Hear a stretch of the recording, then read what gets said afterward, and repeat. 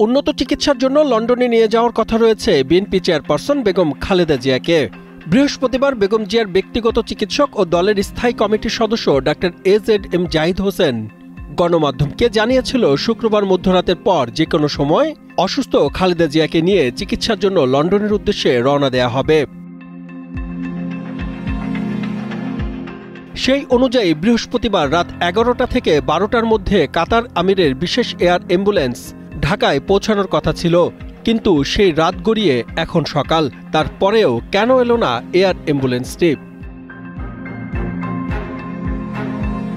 জীবনের সব আয়োজন এখানে একসাথে। এই প্রশ্ন যখন জনমনে, ঠিক তখনই এয়ার অ্যাম্বুলেন্স কর্তৃপক্ষ জানায় কারিগরি ত্রুটির কবলে পড়েছিল বিমানটি।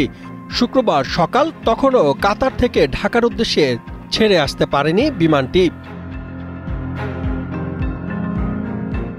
বিএনপির মিডিয়া সেলের পক্ষ থেকে জানানো হয়, চেয়ারপারসনকে বহন করার জন্য কাতার আমিরের বিশেষ এয়ার অ্যাম্বুলেন্স কারিগরি সমস্যার কারণে যাত্রা বিলম্ব করছে। তবে কখন এয়ার অ্যাম্বুলেন্স কাতার থেকে উড্ডয়ন হবে সে বিষয় স্পষ্ট জানানো হয়নি।